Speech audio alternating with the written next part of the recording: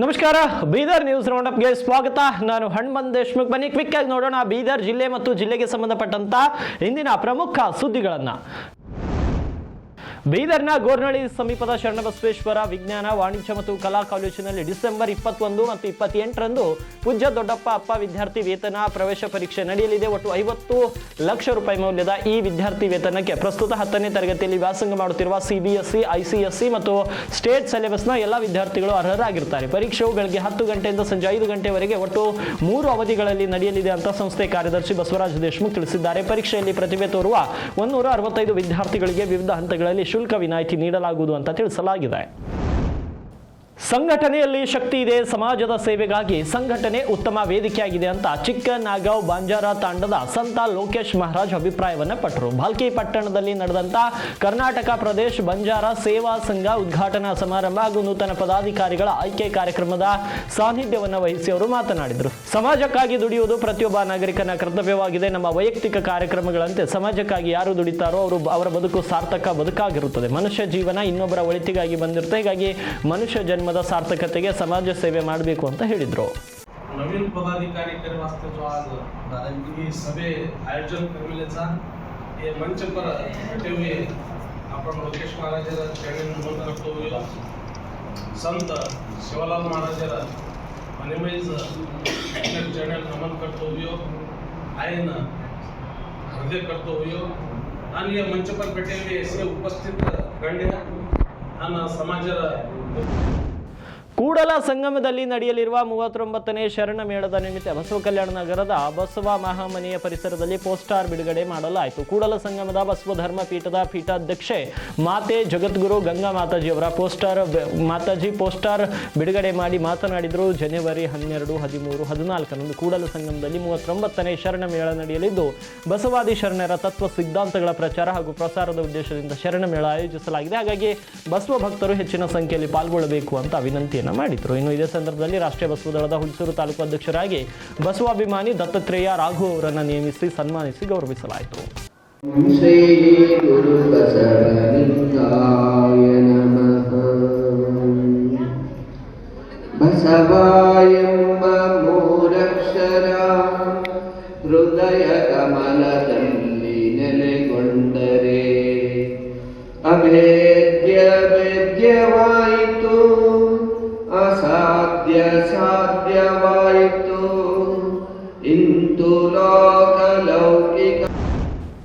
ಬೀದರ್ ನಗರದಲ್ಲಿ ಬೀಡಾಡಿ ದನಗಳ ಹಾವಳಿ ಮಿತಿಮೀರಿದ್ದು ರಸ್ತೆ ಮಧ್ಯೆ ಸಾಲುಗಟ್ಟಿ ನಿಲ್ಲುವ ದನಗಳಿಂದಾಗಿ ವಾಹನ ಸವಾರರು ಹೈರಾಣಾಗಿ ಹೋಗಿದ್ದಾರೆ. ಬೀದರ್ ನಗರದ ಓಲ್ಡ್ ಸಿಟಿ, ಗುಂಪಾ ಸೇರಿದಂತೆ ಪ್ರಮುಖ ರಸ್ತೆ ಹಾಗೂ ಗಲ್ಲಿಗಳಲ್ಲಿ ಬೀಡಾಡಿ ದನಗಳ ಕಾಟ ಹೆಚ್ಚಾಗಿದೆ. ಈ ದನಗಳು ಗುಂಪಾಗಿ ರಸ್ತೆ ಮಧ್ಯದಲ್ಲೇ ಮಲಗಿರುವುದರಿಂದ ವಾಹನ ಸವಾರರು ಸಂಚರಿಸಲು ಹರಸಾಹಸ ಪಡುತ್ತಿದ್ದಾರೆ. ರಾತ್ರಿ ವೇಳೆಯಂತೂ ದನಗಳು ರಸ್ತೆ ಮೇಲೆ ಮಲಗಿರುವುದರಿಂದ ಸವಾರರಿಗೆ ಸರಿಯಾಗಿ ಕಾಣಿಸದೆ ಅಪಘಾತಗಳು ಸಂಭವಿಸುತ್ತಿವೆ ಎನ್ನುವ ಆರೋಪಗಳು ಕೂಡ ಕೇಳಿ ಬಂದಿವೆ. ಇನ್ನು ಕೆಲವು ಕಡೆ ದನಗಳು ತಿಪ್ಪೆ ಗುಂಡಿಗಳಲ್ಲಿ ಹಾಗೂ ಕಸದ ರಾಶಿಯ ಮೇಲೆ ಮಲಗುತ್ತಿದ್ದು ರಸ್ತೆ ತುಂಬಾ ಗಲೀಜು ಹರಡುತ್ತಿದೆ. ಇದರಿಂದ ಇಡೀ ಪ್ರದೇಶದಲ್ಲಿ ದುರ್ನಾತ ಬೀರ್ತಾ ಇದೆ. ಸಾರ್ವಜನಿಕರು ಈ ರೀತಿ ತಮ್ಮ ಆಕ್ರೋಶವನ್ನು ವ್ಯಕ್ತಪಡಿಸುತ್ತಾರೆ. ಬೀದರ್ ನಗರದಲ್ಲಿ ಸಾಕಷ್ಟು ಅಡ್ಡಾಡುವಂಥ ಸಂದರ್ಭದಲ್ಲಿ ಇವತ್ತು ನಾವು ಗಾಡಿ ಮೇಲೆ ಹೋಗ್ತಾ ಇರ್ತೀವಿ. ಎಲ್ಲಂದರಲ್ಲಿ ಎದುರಿಗೆ ಏನದಂದ್ರೆ ದನಗಳು ಬಿಡಾಡಿ ದನಗಳನ್ನು ಕಾಣ್ತಾ ಇದ್ದಾವೆ. ಇವತ್ತು ನಮ್ಮ ಬೀದರ್ ಭಾಗದಾಗಿಂದ ಗೂಳಿ ಅಂತ ಹೇಳ್ತಾ ಇರ್ತೀವಿ. ಆದರೆ ಒಂದೇ ಆಯುಕ್ತರಿಗೆ ಹೇಳೋದು, ಮಹಾನಗರ ಪಾಲಿಕೆ ಆಯುಕ್ತರಿಗೆ ಯಾರು ಓನರ್ ಇರ್ತಾರೋ ದನಗಳದು ಅವ್ರಿಗೆ ಇಂಟಿಮೇಷನ್ ಕೊಟ್ಟು ಅವ್ರವ್ರದ್ದು ದನಗಳಿಗೆ ಏನದ ಕಾಪಾಡಿಕೊಳ್ಬೇಕು. ಇಲ್ಲ ಅಂತಂದರೆ ಸರ್ಕಾರದಿಂದ ಯಾವ ವ್ಯವಸ್ಥೆಯಲ್ಲಿ ಅದನ್ನು ಹದ್ಬಸ್ತದಲ್ಲಿ ನೀವು ತೆಗೆದುಕೊಳ್ತೀರಿ, ಯಾವುದೇ ಜನರಿಗೆ ತೊಂದರೆ ಆಗಬಾರ್ದು. ಇವತ್ತು ಎಷ್ಟೋ ರಾತ್ರಿ ಅಂಥ ಸಂದರ್ಭದಲ್ಲಿ ಗಾಡಿ ಮೇಲೆ ಬರ್ತಾ ಇರ್ತೀವಿ, ಅವು ಕುಂತಿರ್ತಾವೆ ರಸ್ತೆ ಮೇಲೆ, ಅದು ಗೊತ್ತಾಗಲ್ಲ. ಆಕಸ್ಟ್ ಇವತ್ತು ನಾವೆಲ್ಲೋ ಸಣ್ಣ ಮಕ್ಕಳಿಗೆ ತೊಗೊಂಡು ಹೋಗ್ತಾ ಇರ್ತೀವಿ, ಬ್ರೇಕ್ ಒಂದು ಹಾಕಿದಾಗ ಏನದಂದ್ರೆ ಸ್ವಲ್ಪ ಪ್ರಾಬ್ಲಮ್ ಆಗುವಂಥ ಸಮಸ್ಯೆ. ಇವತ್ತು ನಾವು ಎಲ್ಲೂ ಅಲ್ಲಿ ಆಕ್ಸಿಡೆಂಟ್ ಆಗೋದನ್ನು ನಾವು ಗಮನಕ್ಕಿದೆ ಮತ್ತು ನಾವು ಕಣ್ಣಾರೆ ನೋಡ್ತಾ ಇದ್ದೀವಿ. ಅದಕ್ಕೆ ಇಂಥವು ಯಾವುದೇ ಅನಾಹುತನ ತಡಿಬೇಕಾದ್ರೆ ಮಹಾನಗರ ಪಾಲಿಕೆ ಆಯುಕ್ತರಿಂದ ಎಚ್ಚೆತ್ಕೊಂಡು ತಕ್ಷಣದಿಂದ ರಾತ್ರಿಯಲ್ಲಿ ಅವರು ಒಂದು ಸರಿ ಚಕ್ಕರ್ ಬೀದರ್ ನಗರದಲ್ಲಿ ರೌಂಡ್ ಹೊಡಿಲಿ, ಅವ್ರಿಗೆ ಗೊತ್ತಾಗ್ತವೆ. ಈಗ ಅದು ಗುಂಪಾ ಈಗ ಹಡಪದಪ್ಪನ ಚೌಕ್ನಿಂದ ನಮ್ಮ ರಿಂಗ್ ರೋಡ್ ರಸ್ತೆಯಲ್ಲಿ ಕಾಣ್ತವೆ. ಈ ಕಡೆ DC ಆಫೀಸ್ ಕಡೆ ಸಹಿತ ನಾವು ನೋಡ್ತಾ ಇರ್ತೀವಿ. ಓಲ್ಡ್ ಸಿಟಿ ಅಂತೂ ಕಂಡಬಿಟ್ಟು ಇರ್ತಾವೆ, ಅಲ್ಲಿ ಎಲ್ಲಿ ಬಂತು ಅಲ್ಲಿ ಇದ್ದಿರ್ತಾವೆ, ನಾವು ನೋಡ್ತೀವಿ. ಅದಕ್ಕೆ ತಕ್ಷಣದ ಮಹಾನಗರ ಪಾಲಿಕೆ ಆಯುಕ್ತರು ಇದೊಂದು ವ್ಯವಸ್ಥಿತವಾದಂಥ ಒಂದು ರೀತಿಯಲ್ಲಿ ಅವರು ಒಂದು ಇಂಟಿಮೇಷನ್ ಕೊಟ್ಟು ಇದು ಒಂದು ತಡೆ ಹಿಡಿದ್ರು ಅಂತಂದರೆ ಯಾವುದೇ ರೀತಿಯಿಂದ ಜನರಿಗೆ ತೊಂದರೆ ಆಗಲ್ಲ ಅನ್ನುವಂಥ ಮಾತನ್ನು ಈ ಸಂದರ್ಭದಲ್ಲಿ ಸ್ಪಷ್ಟಪಡಿಸಲಿಕ್ಕೆ ಇಷ್ಟಪಡ್ತಾರೆ. ತಮ್ಮ ಪವಾಡದ ಮೂಲಕ ಬಹಮನಿ ಅರಸರ ಸೈನಿಕರಿಗೆ ನೀರುಣಿಸಿ ಬಹಮನಿ ಸುಲ್ತಾನರಿಂದ ಕುರಿಗಾಯಿಗಳಿಗೆ ಹಲವು ಸವಲತ್ತುಗಳನ್ನು ಒದಗಿಸಿಕೊಟ್ಟ ಮಹಾತ್ಮ ಬೊಮ್ಮಗೊಂಡೇಶ್ವರರ ಜನ್ಮಭೂಮಿಯಾದ ಚಿದ್ರಿಯಲ್ಲಿ ಬೊಮ್ಮಗೊಂಡೇಶ್ವರರ ದೇವಸ್ಥಾನ ಕಟ್ಟಿಸಲು ನಿರ್ಧರಿಸಿದ್ದು ಡಿಸೆಂಬರ್ 29ರಂದು ದೇವಸ್ಥಾನದ ಭೂಮಿ ಕಾರ್ಯಕ್ರಮ ಅದ್ದೂರಿಯಾಗಿ ಜರುಗಲಿದೆ. ಮಹಾತ್ಮ ಬೊಮ್ಮಗೊಂಡೇಶ್ವರ ಜನ್ಮಭೂಮಿ ಟ್ರಸ್ಟ್ ಅಧ್ಯಕ್ಷ ಪಂಡಿತರಾವ್ ಚಿದ್ರಿ ಮಾಹಿತಿಯನ್ನು ನೀಡಿದ್ದಾರೆ. ಪತ್ರಿಕಾ ಭವನದಲ್ಲಿ ಸುದ್ದಿಗೋಷ್ಠಿಯನ್ನು ನಡೆಸಿ ಮಾತನಾಡಿದ ಅವರು, ಬೊಮ್ಮಗೊಂಡೇಶ್ವರರ ಜನ್ಮಭೂಮಿ ಬೀದರ್ ನಗರದ ಹೊರವಲಯದಲ್ಲಿರುವ ಚಿದ್ರಿಯಲ್ಲಿ ಬೊಮ್ಮಗೊಂಡೇಶ್ವರರ ದೇವಸ್ಥಾನ ಕಟ್ಟಬೇಕೆಂಬುದು ಬಹುದಿನಗಳ ಬೇಡಿಕೆಯಾಗಿದೆ ಅಂತ ತಿಳಿಸಿದರು. ಈ ಬೊಮ್ಮಗೊಂಡ ಕೆಲವು ಅವರಿಗೆ ಕುರಿಗಾಯಿಗಳಿಗೆ ಸವಲತ್ತನ್ನು ಕೇಳದ ರಾಜ ಅವ್ರು ಕೊಡಿಸ್ದ ಅಂತಕ್ಕಂಥ ಇತಿಹಾಸನ ನಾವು ನೋಡ್ತೀವಿ. ಇದನ್ನೆಲ್ಲ ಎಲ್ಲಿ ಬರ್ತಂದ್ರೆ ಸುಲ್ತಾನ್ ಸುರುಳಿ ಅಂತ ಅರಸರ ಕಾಲದಾಗ ಒಂದು ಸುಲ್ತಾನ್ ಸುರುಳಿ ಮೋಡಿದಲ್ಲಿ ಇತ್ತು. ಅದನ್ನು ಆ ಮೋಡಿದಾಗ ಬೊಮ್ಮಗೊಂಡೇಶ್ವರ ಜನ್ಮಭೂಮಿ ಚಿದ್ರಿ ಮತ್ತು ಇದನ್ನೆಲ್ಲ ರಾಜರ ಜೊತೆಗೆ ಅವ್ರಿಗೆ ನೀರು ಕುಡಿಸಿದ ಮೇಲೆ ಅವ್ರು ಸಂತೋಷಪಟ್ಟು ಕೆಲವು ಸವಲತ್ತುಗಳನ್ನು ಕೇಳಿದ್ರು, ಅವ್ರು ಕೊಟ್ಟರು ಅಂತಕ್ಕಂಥದ್ದು ಅದರಲ್ಲಿ ಬರ್ತದೆ. ಅದಕ್ಕೆ ಅಂಥ ಒಬ್ಬ ಮಹಾಪುರುಷರದು ಜನ್ಮಭೂಮಿ ಚಿದ್ರಿ ಅಂದಾಗ ಇಡೀ ರಾಜ್ಯದಾಗ ಜಿಲ್ಲೆದಾಗ ಎಲ್ಲ ಕಡೆ ಇವತ್ತು ನಾವು ಮೂರ್ತಿ ಅವ್ರದ್ದು ಗುಡಿಗಳು ಸ್ಟ್ಯಾಚ್ಯುಗಳು ನೋಡ್ತೀವಿ. ಚಿದ್ರಿಯಾಗೂ ಒಂದು ಸ್ಮಾರಕ ಮಾಡ್ಬೇಕಂತಕ್ಕಂಥ ಉದ್ದೇಶ ಇಟ್ಕೊಂಡು ಅದನ್ನು ಮಾಡ್ತಾಯಿದ್ದೀವಿ. ಅಲ್ಲಿ ಒಂದು ಅವ್ರದ್ದು ಸ್ಮಾರಕ ಮಾಡೋಣ, ಒಂದು ದೇವಸ್ಥಾನ ಕಟ್ಟೋಣ ಅಂತಕ್ಕಂಥ ಉದ್ದೇಶ ಇಟ್ಕೊಂಡು ಅವ್ರದ್ದೊಂದು.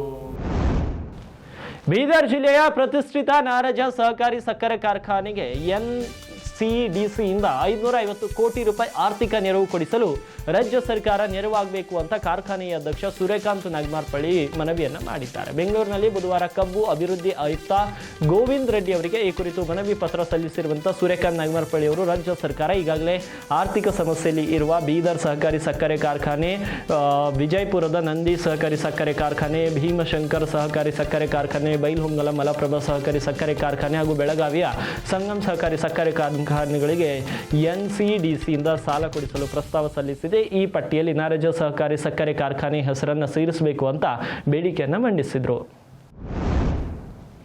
ಬೀದರ್ ಜಿಲ್ಲೆಯ ಔರಾದ್ ಬಿ ಪಟ್ಟಣದ ನ್ಯಾಯಬೆಲೆ ಅಂಗಡಿಗಳಲ್ಲಿ ಬಡವರಿಗೆ ನೀಡುವ ಅಕ್ಕಿಯಲ್ಲಿ ಕನ್ನ ಹಾಕುವುದರ ಜೊತೆಗೆ ಅಕ್ರಮವಾಗಿ ಹಣ ವಸೂಲಿ ಮಾಡುತ್ತಿರುವ ಆರೋಪವೊಂದು ಕೇಳಿ ಬಂದಿದೆ. ಬೀದರ್ ಜಿಲ್ಲೆಯ ಔರಾದ್ ಪಟ್ಟಣದಲ್ಲಿನ ನ್ಯಾಯಬೆಲೆ ಅಂಗಡಿಗಳು ಪಡಿತರ ಚೀಟಿದಾರರಿಂದ ತಂಬ ಪಡೆಯುವಾಗ ತಲಾ 30 ರಿಂದ 40 ರೂಪಾಯಿ ಹಣವನ್ನು ಅಕ್ರಮವಾಗಿ ವಸೂಲಿ ಮಾಡುತ್ತಿದ್ದಾರೆ. ಅಷ್ಟೇ ಅಲ್ಲದೆ ಪ್ರತಿಯೊಬ್ಬ ವ್ಯಕ್ತಿಗೆ ಬರಬೇಕಾದ ಅಕ್ಕಿಯಲ್ಲಿ 2 kgಯಷ್ಟು ಕಡಿತಗೊಳಿಸಿ ಬಡವರ ಹೊಟ್ಟೆ ಮೇಲೆ ಹೊಡೆಯುತ್ತಿದ್ದಾರೆ ಎಂದು ಆರೋಪಿಸಿ ರಾಷ್ಟ್ರೀಯ ಹಿಂದ್ ಸಂಘಟನೆ ವತಿಯಿಂದ ಔರಾದ್ ತಹಶೀಲ್ದಾರ್ ಮೂಲಕ ಜಿಲ್ಲಾಧಿಕಾರಿಗಳಿಗೆ ಮನವಿಯನ್ನು ನೀಡಿದ್ದರು.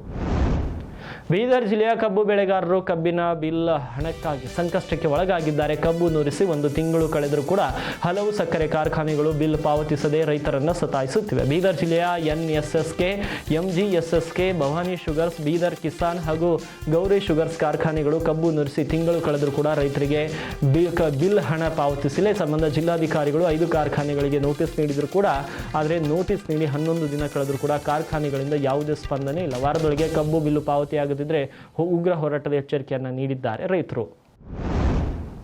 ಇನ್ನು ಕಬ್ಬಿನ ಬಿಲ್ ಬಾಕಿ ವಿಚಾರಕ್ಕೆ ಸಂಬಂಧಪಟ್ಟ ಹಾಗೆ ಬೀದರ್ ರೈತರ ತಾಳ್ಮೆ ಕಟ್ಟೆ ಹೊಡೆದಿದೆ. 1 ವಾರದೊಳಗೆ ಬಾಕಿ ಹಣ ಪಾವತಿಯಾಗದಿದ್ದರೆ ಉಗ್ರ ಹೋರಾಟ ಮಾಡುವುದಾಗಿ ರೈತ ಮುಖಂಡ ದಯಾನಂದ ಸ್ವಾಮಿ ಎಚ್ಚರಿಸಿದ್ದಾರೆ.